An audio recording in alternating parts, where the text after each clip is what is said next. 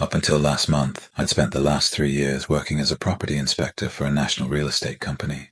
They had over 500 houses across the 3-state region I covered, and between me and my boss, Willie, we were supposed to check them all at least once every 2 months.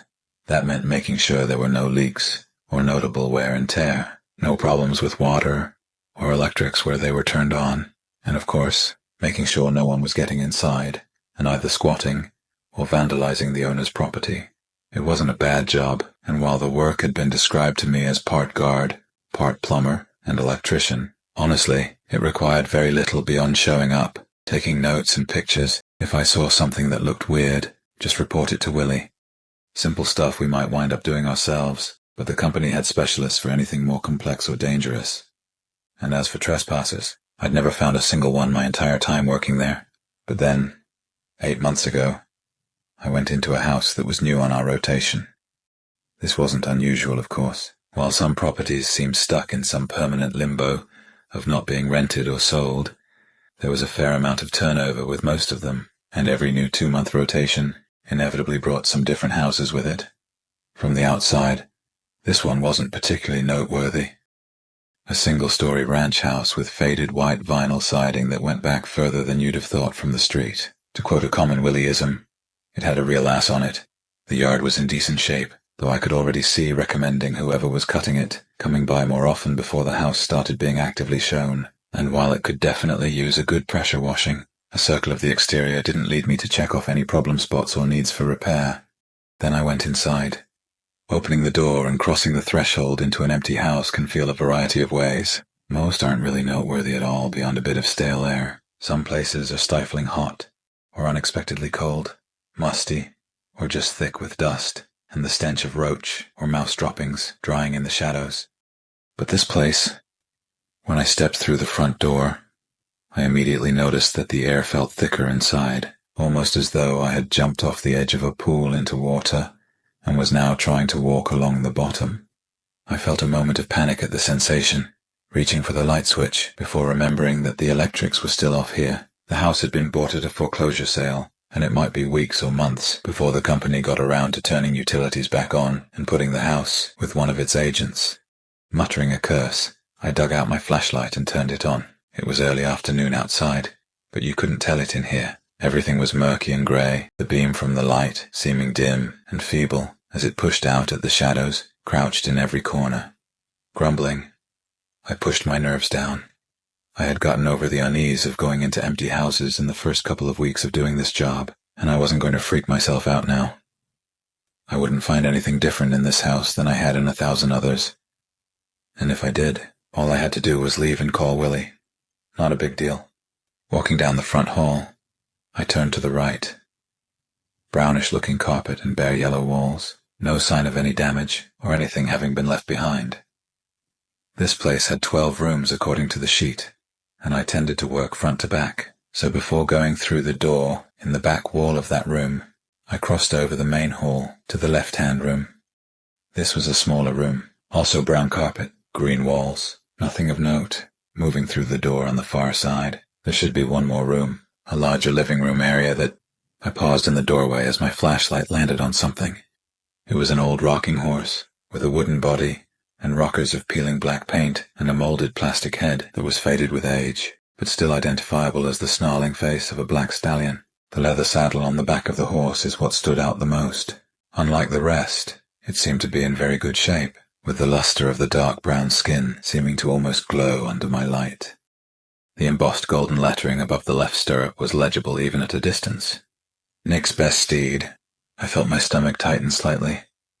Something wasn't right here. It wasn't uncommon to find some trash or other things that the house cleaners had missed on a first inspection. But how would they miss something like this? Stepping back through the other room and into the hall, I reached for my notepad and hesitated. Normally I would write down things as I found them, but I didn't want to here. I didn't like the idea of focusing my attention on anything other than my surroundings, I hesitated, and then forced myself to finish my thought, of making myself vulnerable. Clenching my jaw, I stepped further down the hallway. I knew I was being stupid, but it didn't matter. Nerves had me now. I needed to finish doing a quick sweep of the house and get out. The fourth room, empty. The fifth and sixth were the same. Then in the 7th room, there was a television sitting in the middle of the floor. A pretty old one, with a small curved screen of thick glass, surrounded by a heavy wooden cabinet. How the hell had they left this sitting here? I felt a dull sense of fascination looking at it.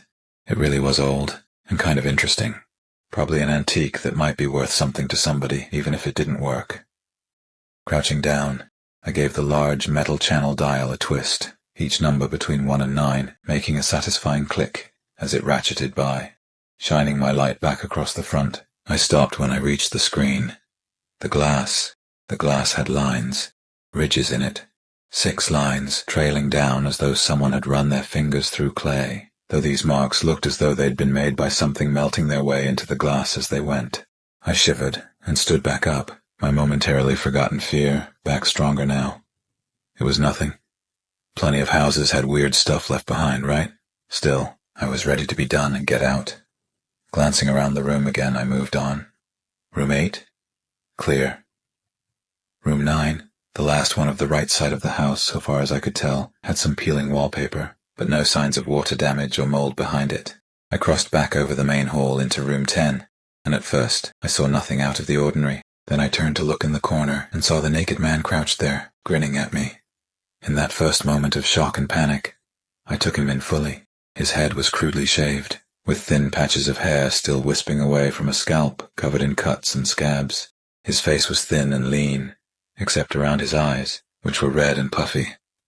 Even now, as he stretched cracked lips wide to show me twin rows of gray teeth, he was crying, his body shuddering with a faint sound somewhere between laughter and a sob. Oh, fuck no. The next moment I was running for the front door, and I didn't stop until I was back outside and in my locked car. I called 911 then, waiting in my car for the cop to come and get out the trespasser. It took half an hour before someone showed up, and when they did, they looked skeptical. I'd made the mistake of telling 911 that not only was there some guy in the house, but he was naked and crying. At the time I'd thought it'd make them come quicker, but instead it had made them think it was some kind of practical joke. The officer was polite though, asking me a few questions before telling me to wait outside. I could tell by his expression he didn't think he'd find anything, and as soon as he stepped back out, I could see that his suspicions had been confirmed. Still, when he came back to the car, I forced myself to ask if he saw the guy. He offered a slight frown. No sign of anyone in there now. He gestured toward me in the car. You've been here the entire time, you said, since you left the house? When I nodded, his frown deepened slightly. Well, this is the only door in and out that I saw, so, unless he climbed out a window, I don't know where he would have gone. He let the unspoken implication hang in the air for a moment, before giving a shrug. Still, let us know if you have any further problems, and they'll send someone back out. I wanted to argue, to try to convince him, but I realized there was no point. What could I say, and what did it matter? I was done for now, and when I talked to Willie, he'd know if there was anything else we should do. He'd been working that job for over 30 years, and there was very little he hadn't seen after all. Where did you hear about it, kid? The internet? I stared at Willie in confusion. We were at Brecken's, a diner we met at once a week to eat breakfast and compare notes, and I'd just finished telling him about the house and what I'd found there. I'd known his expression had changed as I talked, but at the time I'd just chalked it up to him being concerned about what I'd seen. Now that I was done, though, he seemed not only tense, but almost angry. What are you talking about? He took a sip of coffee as he studied me over the cup. Look, I'm not calling you a liar, but if this is some prank you're trying to pull, just tell me now. I won't be mad. Where did you hear about the Hollow House? I looked at him blankly. Willie, I don't know what you're talking about. I swear. What's the Hollow House? Sitting down the coffee. He sighed. I believe you. You're a good kid, and I've never known you to be a bullshitter. And hell, I don't know if anyone talks about it on the internet in the first place. I just figured that it might be on there somewhere like every other damn thing. He gave a small shrug. I learned about it at first the same as you, 20, maybe 25 years ago. I went into a house that, on the outside, looked just like the rest, and then I saw the TV, Back then it wasn't so old looking as it would seem now, with everybody having giant things they hang on their wall, but it was still old and odd that it had been overlooked. I felt my eyes widen. You mean you saw the... He cut me this look that said, hold off asking questions, until he was done explaining something to me. I fell silent. Rubbing his eyebrow, he went on. Then I saw the rocking horse. Just like you described. Down to the next best steed and everything. By this point I was starting to get skittish. But I was quick to get spooked back then.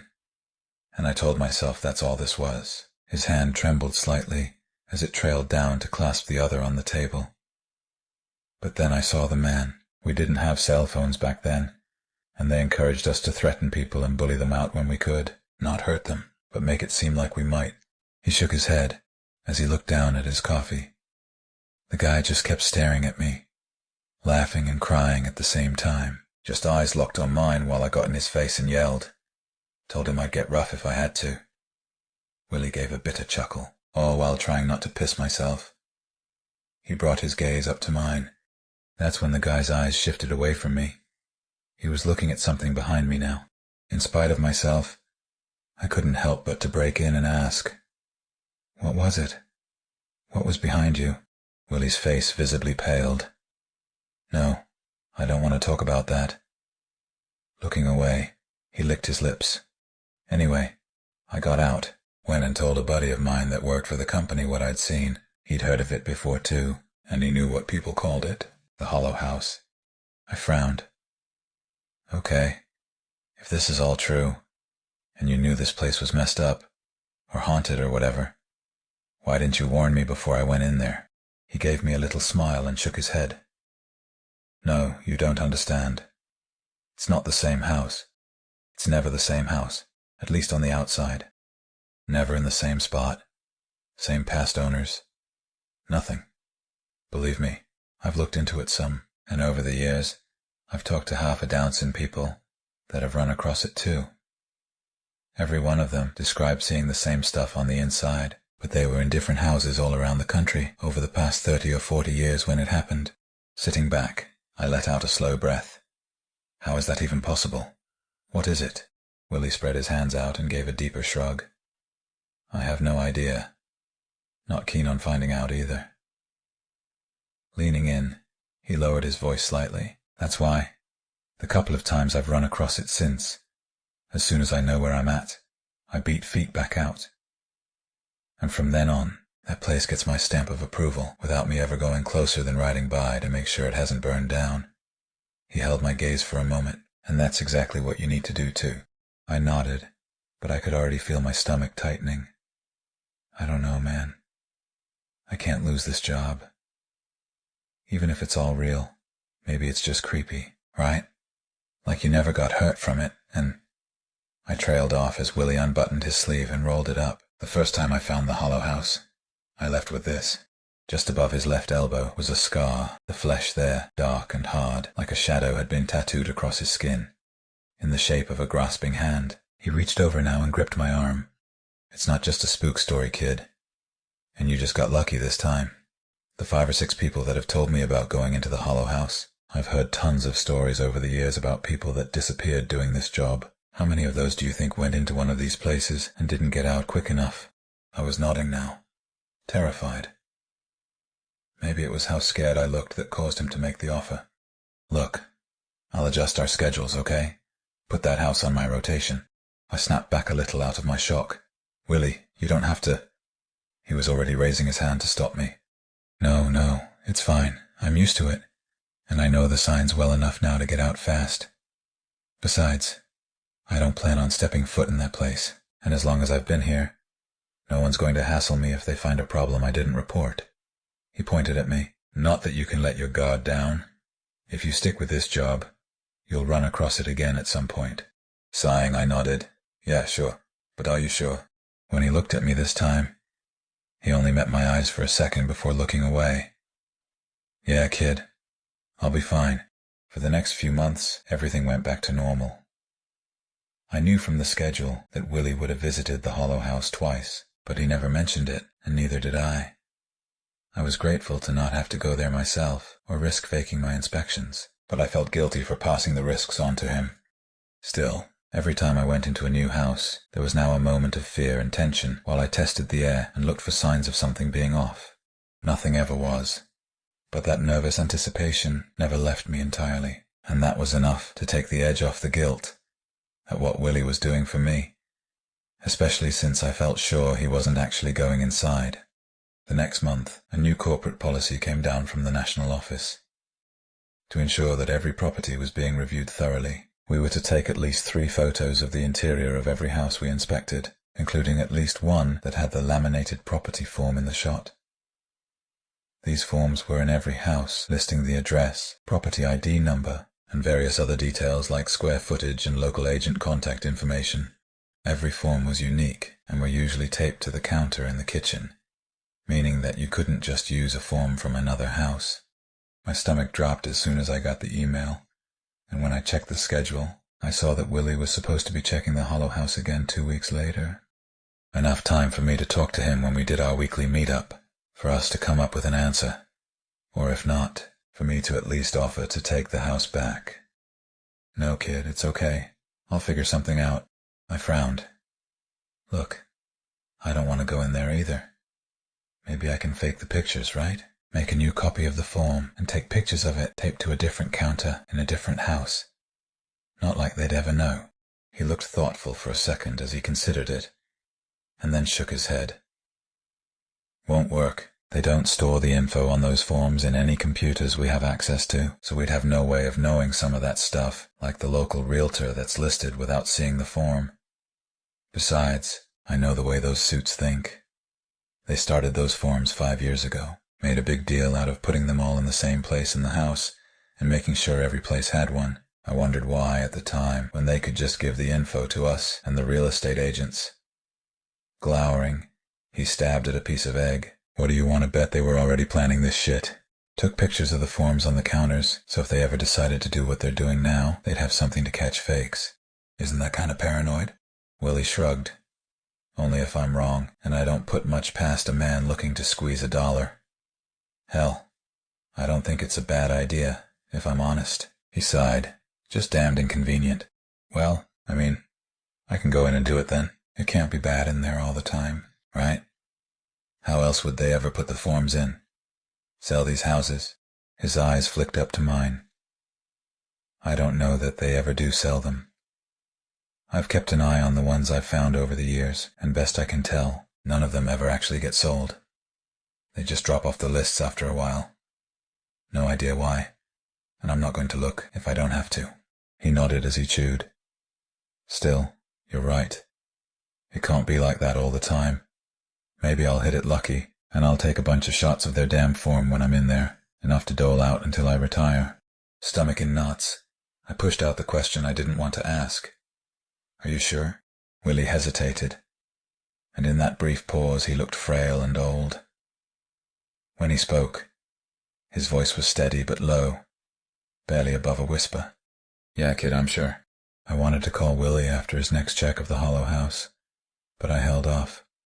I was going to be meeting him for breakfast the next day, and there was no reason to bug him or make it into a bigger deal than it was already. Maybe the house had gone back to normal, and either way, he'd have let me know if something had come up, unless he never got back out. I tried to push the thought away, but I couldn't. Finally, I gave in, calling him that night.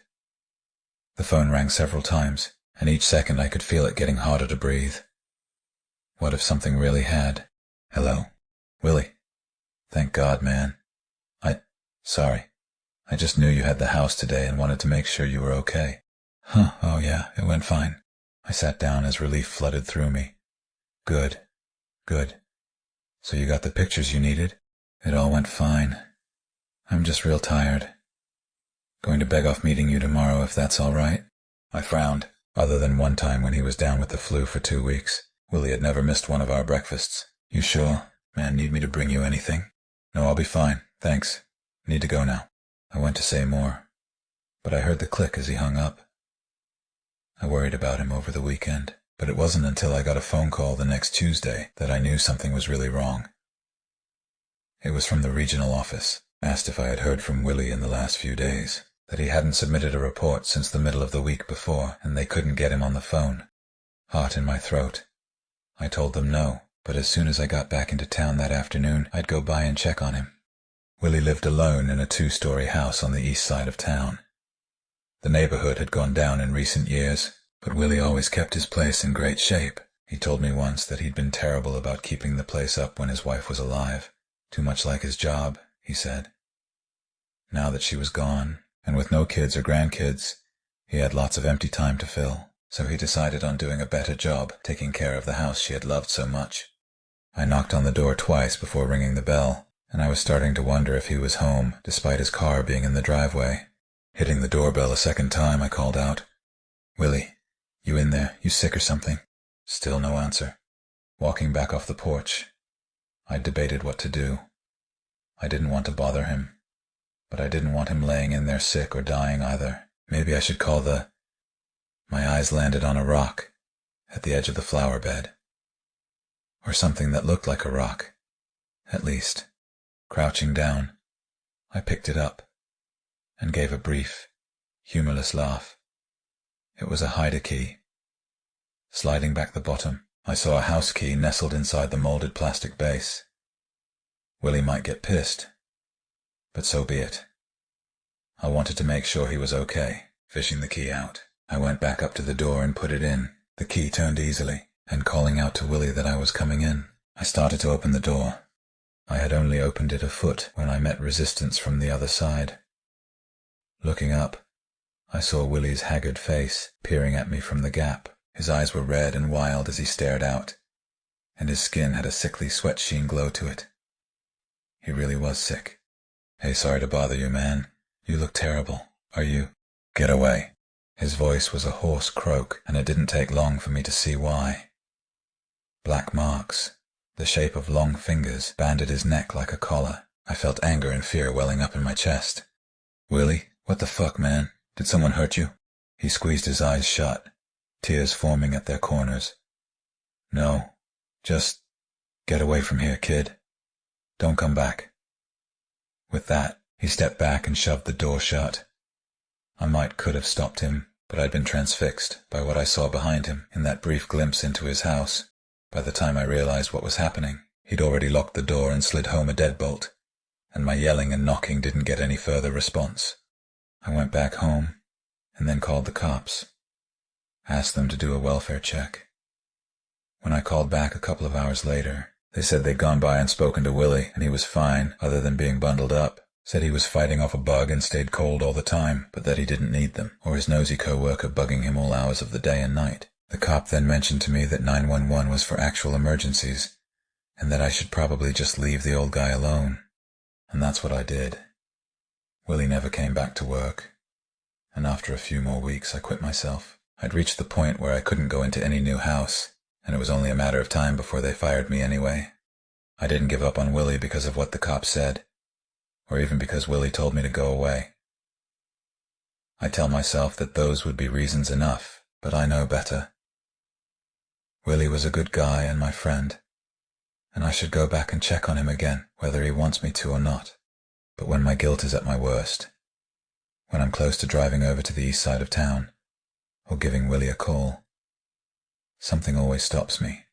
The memory of that half-second glimpse into his house, and the picture-perfect image of what I saw there, gently swaying behind him. A faded black rocking horse with a brown leather saddle polished to a high sheen, and between the seat and the stirrups, fine gold lettering so bright I could read it across the too thick gloom, "Nick's best steed." Well, my friends, we've reached the end of tonight's chilling tale. I hope you've enjoyed our descent into darkness, and that you'll carry a piece of the terrible times with you. As you drift into uneasy dreams, don't forget to like this video, share it with others who crave a good scare, and subscribe to more haunting horrors. Hit the bell notification for another frightful update, and see you in the next video.